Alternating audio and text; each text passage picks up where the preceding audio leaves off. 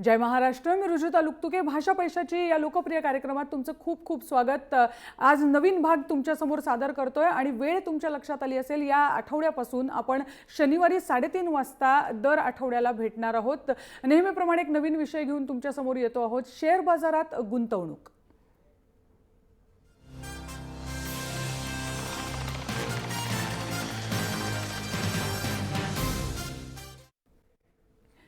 मध्यमवर्गीयांच्या मनात बरीच भीती असते शेअर बाजार या प्रकाराविषयी. इनफॅक्ट हा रस्ता आपला नाहीच अशाच प्रकारची एक भावना असते आणि म्हणून बरेच जण आहेत जे पगारदार मध्यमवर्गीय आहेत, ज्यांनी आतापर्यंत हा मार्गही कदाचित चोखाळलेला नसेल. पण नवीन पिढीकडे मात्र जर आपण बघितलं तर कुतूहल वाढतंय या विषयीचं, शेअर बाजारातल्या गुंतवणुकीविषयीचं. आणि म्हणून आज जाणून घेणार आहोत शेअर बाजारातली गुंतवणूक म्हणजे काय, ती कशी करायची, संभाव्य धोके, हे सगळं समजून घेऊया. आपल्याबरोबर सुमित जैन आलेले आहेत. तज्ञ शेअर बाजार तज्ञ ते आहेतच. डेस्टिमनीमध्ये ते टेक्निकल ॲनालिस्ट म्हणून कार्यरत आहेत. त्यांच्याकडनं आपण जाणून घेणार आहोत हे सगळे नुसखे म्हणूया आपण शेअर बाजारातल्या गुंतवणुकीचे. म्हणून सुमित सर, सगळ्यात पहिल्यांदा आधी शेअर बाजारात गुंतवणूक करायची की नाही हाच पहिला प्रश्न असतो लोकांचा, म्हणून त्याच प्रश्नाने मी सुरुवात करते. करायची की नाही?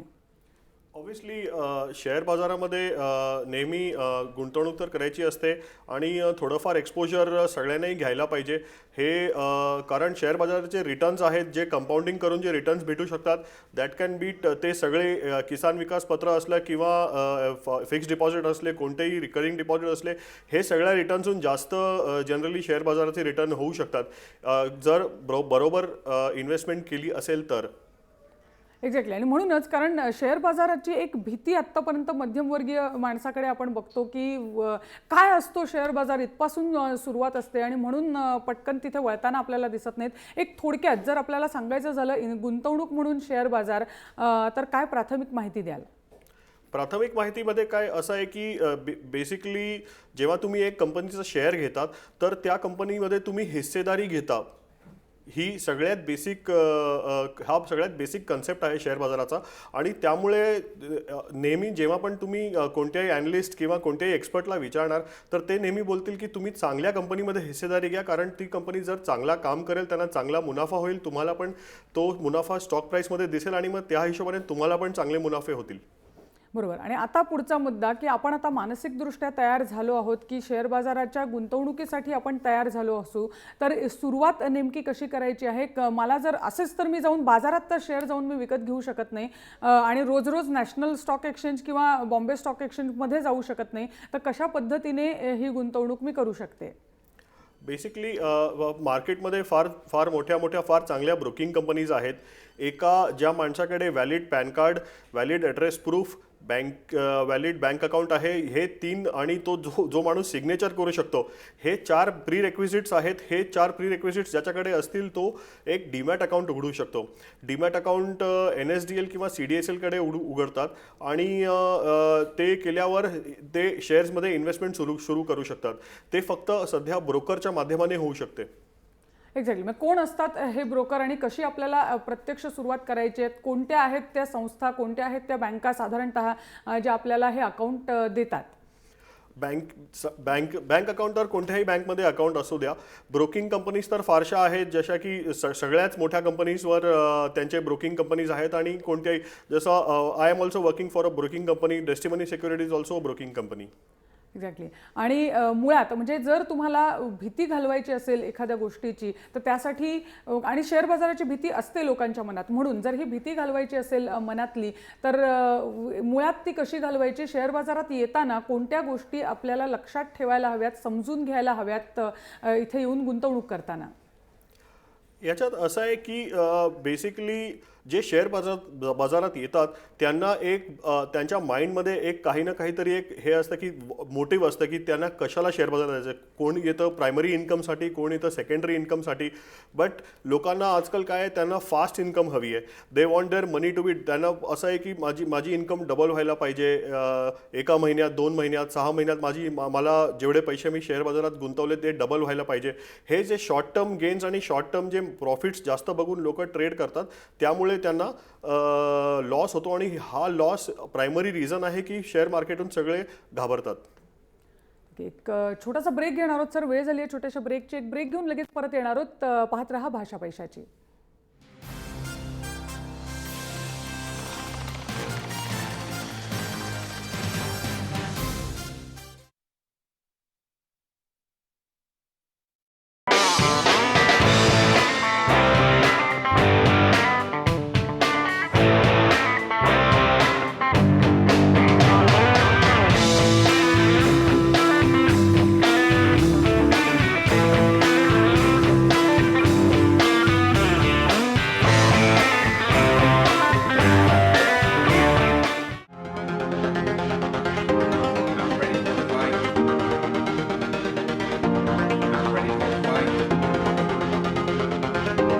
पहा विमानाचा बाप फक्त जय महाराष्ट्रवर. Girl, I need you. Girl, I need you. Girl, I need you. Never leave you, girl. बघितलं कसे आहेत हे कलाकार मला विसरले. जय महाराष्ट्र.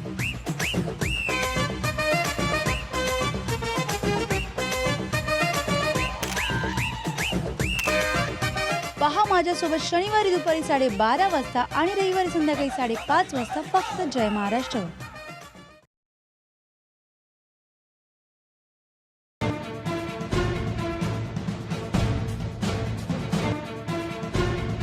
कुणाला अधिकार नाही तुमची प्रायव्हसी ब्रीच करण्याचा, पण प्रायव्हसी तुमची तिथपर्यंतच आहे जिथपर्यंत तुम्ही दुसऱ्यांचं आयुष्य धोक्यात आणत नाही.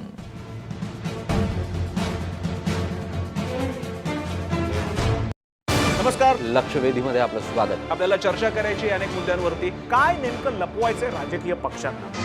का नकोय राजकीय पक्षांना त्यांचे पक्ष माहितीच्या अधिकारामध्ये येणं? काँग्रेसने काही नाही केलं म्हणून त्यांना सत्ता भ्रष्ट करण्यात आलं. तुम्हाला त्याच्यासाठी नेमण्यात आलं. शेतकरी जिथे आहे तिथंच खितपत पडलेला आहे. या दुष्काळाचं फक्त राजकारण होताना मुख्यतः पाहायला मिळत आहे. या दोन तिकीट हा सगळा आरोप मुख्यतः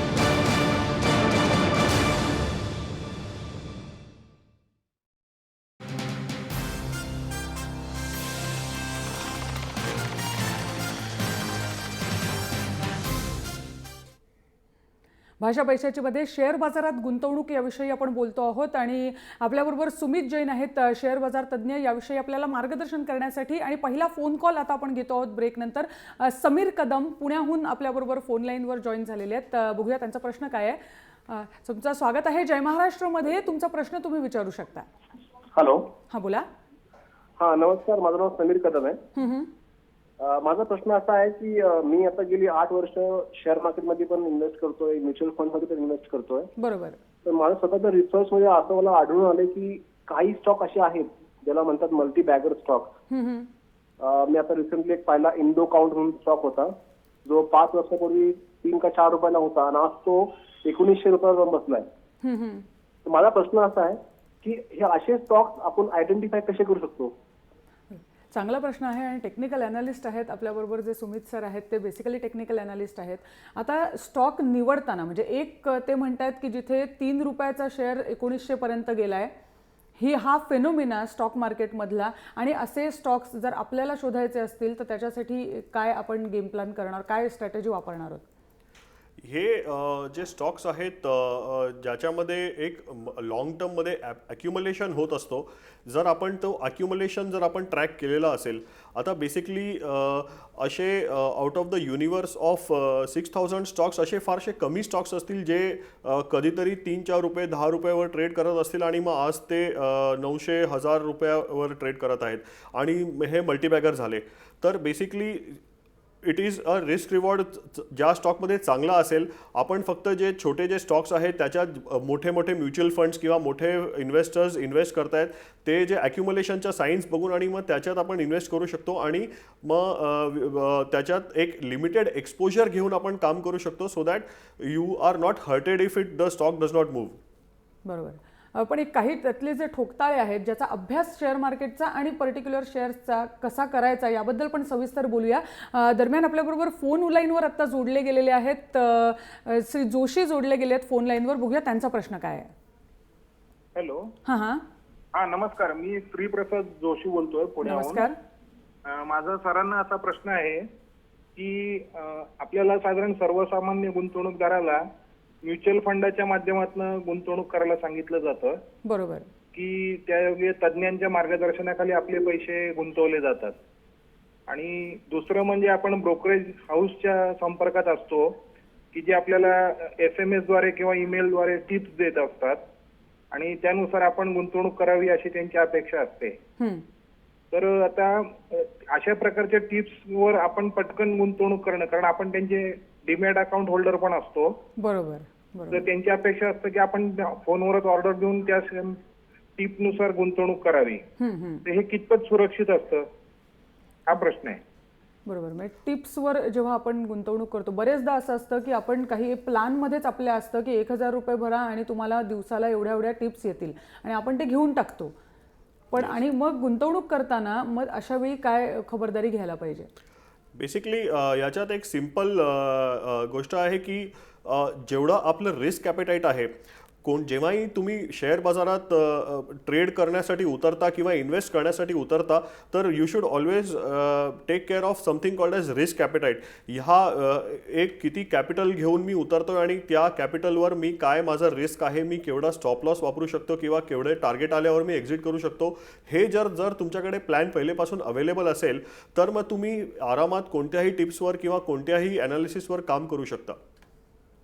बरोबर. तर पहिली महत्त्वाची तुमची किती रिस्क घेण्याची तयारी आहे, जोखीम किती तुम्ही उचलू शकता, हे पहिली गोष्ट बघा. आणि त्यानंतर जेव्हा तुम्हाला टिप येते तेव्हा त्या शेअरचा मागची कामगिरी, आत्ता अलीकडच्या दिवसातली कामगिरी, हे सगळं तुम्हाला अलीकडे कम्प्युटरवर मिळू शकतं. ते बघून तुमचा स्वतःच्या डोक्याने निर्णय घ्या. कितीही तज्ज्ञांनी किंवा कितीही टिप्स देणाऱ्यांनी तुम्हाला सांगितलं असलं तरी. साताऱ्याहून पुढचा फोन कॉल आपल्याला आलेला आहे. प्रवीण फोन लाईनवरून आपल्याबरोबर आहेत. प्रवीण, तुमचं स्वागत आहे कार्यक्रमात. तुमचा प्रश्न विचारू शकता. हा मॅडम, असं की शेअर मार्केटमध्ये उतरण्यासाठी पूर्व तयारी काय केली पाहिजे? तुमचं डीमॅट किंवा असं अकाउंट आहे का? डीमॅट अकाउंट आहे. अच्छा, SBI ओके. म्हणजे थोडक्यात मी अशासाठी विचारलं की तयारी म्हणजे पूर्व तयारी झालेली आहे. आता मार्केटमध्ये प्रत्यक्ष उतरण्यापूर्वी, पहिला शेअर विकत घेण्यापूर्वी, डीमॅट अकाउंट आहे म्हणतात ते, पहिला शेअर घेण्यापूर्वी काय नेमकी त्यांनी अभ्यास केला पाहिजे? अभ्यास असा आहे की जेव्हा तुम्ही पहिले इन्व्हेस्टिंगच्या फील्डमध्ये उतरता तर त्याच्यात तुम्ही पहिले थोडेसे सगळ्यात बेसिक आहे की एक 3 रुपयाचा पेपर येतो इकॉनॉमिक टाइम्स, तसले हे 4-5 जे बिझनेस स्टँडर्ड हे जे पेपर्स आहेत ते पेपर वाचा. थोडंसं काहीतरी कोणत्या चांगल्या कंपनीज आहेत, त्या कंपनीजबाबत काय चांगल्या न्यूज येत आहेत आणि स्लोली स्टेप बाय स्टेप छोटे पाऊल घेऊन तुम्ही स्टार्ट करा. जेव्हा तुम्ही कम्फर्टेबल असाल तेव्हा तुम्ही पुढे जाऊ शकता आणि ह्या कामाला एक्सपॅन्ड करू शकता. बरोबर. कशा पद्धतीने म्हणजे कोणत्या वेगवेगळ्या प्रकारे आपण अभ्यास करू शकतो? आजकाल बेसिकली सिम्पली गुगलवर जर तुम्ही टाईप करता तर तुम्हाला सगळ्या भाषेत भेटेल की स्टॉक मार्केटमध्ये इन्व्हेस्टिंग कशी काय सुरू करावी आणि तिथून तुम्ही हे आयडिया घेऊन आणि मग स्टार्ट करू शकता. सगळ्यात सिम्पल आहे की तुम्ही फक्त 4-5 स्टॉक्स जे आहेत ते ट्रॅक करायचं सुरू करा. कारण सगळ्या स्टॉक्समध्ये एक पॅटर्न असतो.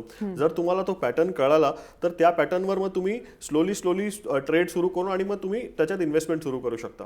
बरोबर. आता कारण मी आज माझ्या मनात आलं तिथपासून मी तयारी सुरू केली. साधारण किती वेळ मी द्यायला पाहिजे? कारण आज मला एवढं कळलं की शेअर मार्केट कसं काम करतं. मला आज शेअर घेतला तर मला विकता येतोय टेक्निकली, तर मी किती दिवस अभ्यासाला दिला पाहिजे? कशी एक्झॅक्टली सुरुवात केली पाहिजे? म्हणजे आज माझं अकाउंट आलं, मी आज तर पहिला शेअर घेऊ शकत नाही, मला तेवढी कल्पना नाही आहे.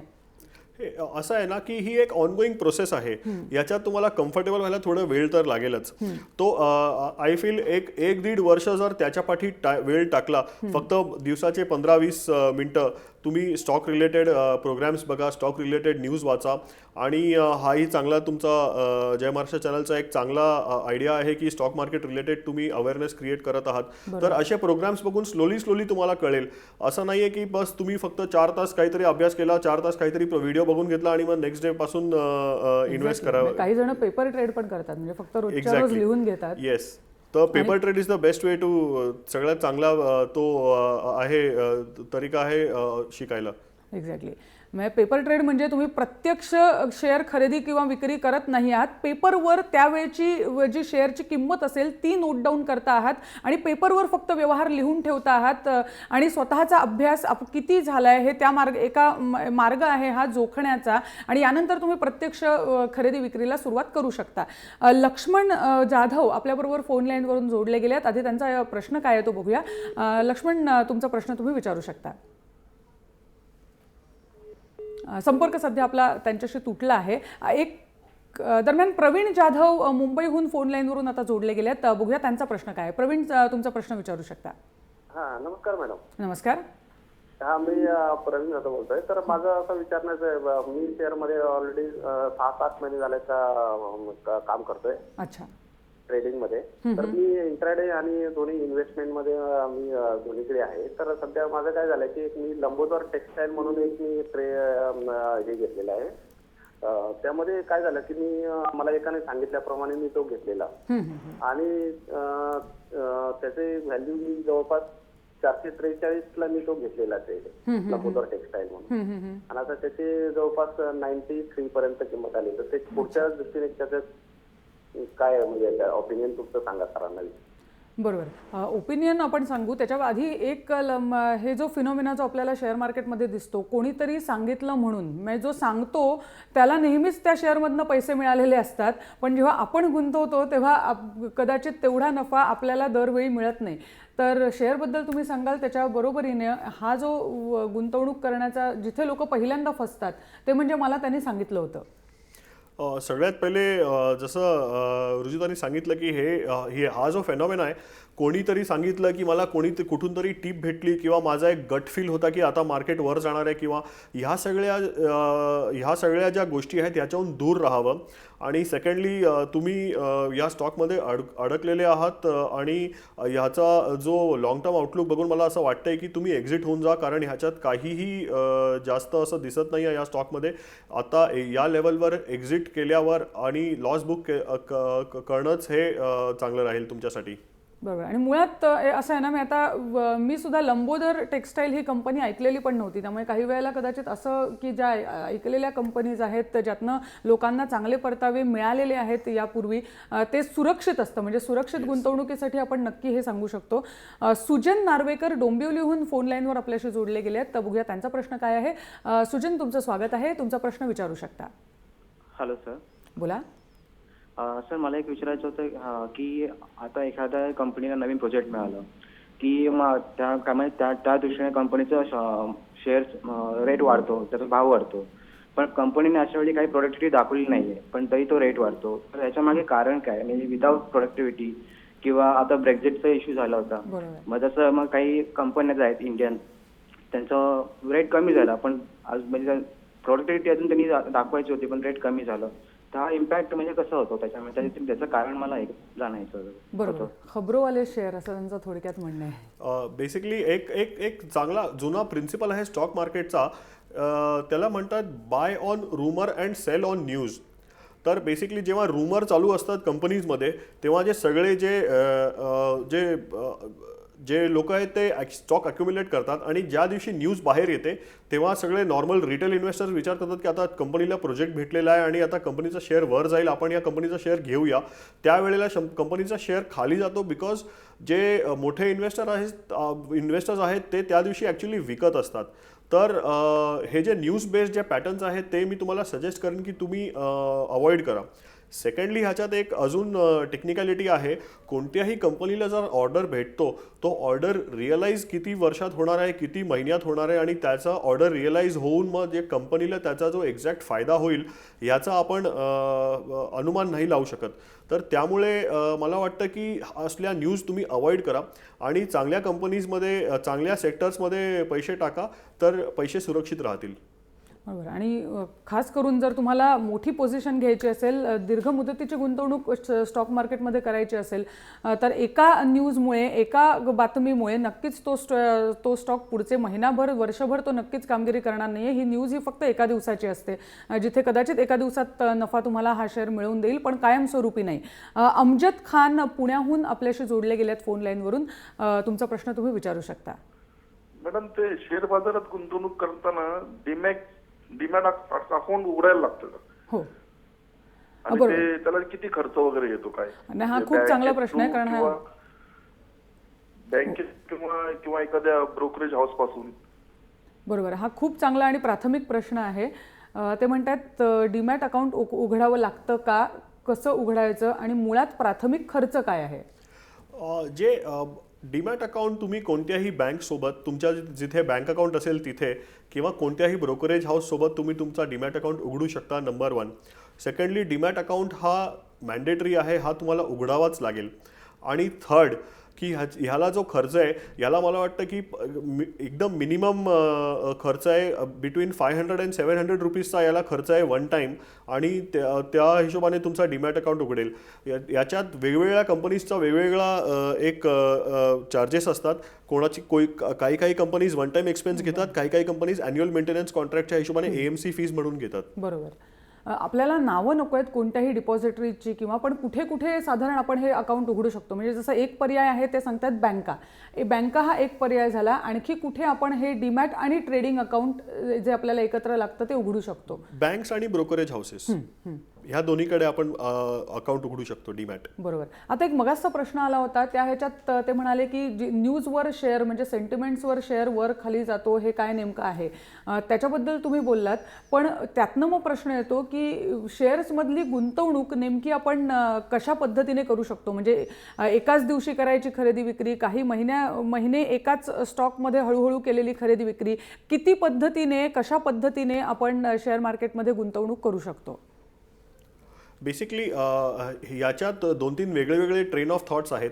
आता first train of thought is की तुम्ही स्लोली शेअर मार्केटमध्ये स्लोली इन्व्हेस्ट करावं, आणि एक चांगल्या कंपनीज असतील त्यांना तुम्ही दर महिन्याला ॲव्हरेजिंग करावं. जे आपण म्युच्युअल फंडमध्ये SIP करतो त्याप्रमाणे सिमिलर प्रमाणे तुम्ही शेअर मार्केटमध्येही SIP करू शकता. चांगल्या बँक्स आहेत, चांगल्या जे इन्स्टिट्यूशन्स आहेत, चांगल्या जे सेक्टर्स आहेत, जसा इन्फ्रा सेक्टर आहे, टेलिकॉम सेक्टर आहे, मग ऑटो सेक्टर आहे, या सेक्टर्सच्या ज्या चांगल्या फार्मा सेक्टर, FMCG सेक्टर, ह्या सेक्टर्सच्या ज्या चांगल्या कंपनीज आहेत त्या कंपनीजमध्ये तुम्ही SIP प्रमाणे दर महिन्याला शेअर विक्री घ्या, आणि minimum 5 to 7 years of investment horizon ठेवून आणि या कंपनीमध्ये जे यांचे शेअर्स आहेत ते तुम्ही ॲक्युमुलेट करा. त्याचा लाँग रनमध्ये तुम्हाला फार चांगला फायदा भेटेल. नक्कीच असे काही मार्ग आहेत ज्यातून तुम्ही पैसे मिळवू शकता. शेअर मार्केट हा पर्याय तुमच्यासमोर आणण्याचं कारणच मुळात हे होतं की अलीकडे इंटरेस्ट रेट सगळीकडे कमी होत असताना, व्याजदर सगळीकडे बँकांमधल्या डिपॉझिट्स आणि याचे व्याजदर कमी होत असताना एक मार्ग तुमच्यासमोर असावा जिथे तुम्ही इन्फ्लेशनला, महागाईच्या दराला मागे सारून, महागाईच्या दरापेक्षा जास्त दरानं तुमचा परतावा तुमच्या इन्व्हेस्टमेंटवरचा मिळवू शकाल. यासाठी शेअर मार्केटचा मार्ग चोखायला अजिबात हरकत नाही, हे तुम्हाला आमचं सांगणं होतं या कार्यक्रमातनं. सुमित सर, खूप खूप धन्यवाद. सहभागी झालात आणि आमच्या प्रेक्षकांना मार्गदर्शन केलं याबद्दल. आज इथेच थांबतोय. नवीन वेळ भाषा पैशाची या कार्यक्रमाची पुन्हा एकदा लक्षात घ्या. यापुढे शनिवारी 3:30 वाजता आपण भेटणार आहोत भाषा पैशाची मध्ये. मधल्या काळात जर तुमच्याकडे काही प्रश्न असतील, तुमच्या काही समस्या असतील, भाषा पैशाची @jaymaharashtranews.tv या आमच्या ईमेल ID वर जरूर ते विचारा, आणि शनिवारी दुपारी 3:30 वाजता तुमचे उत्तरांसकट आपण नक्की भेटणार आहोत. तोपर्यंत पाहत रहा जय महाराष्ट्र.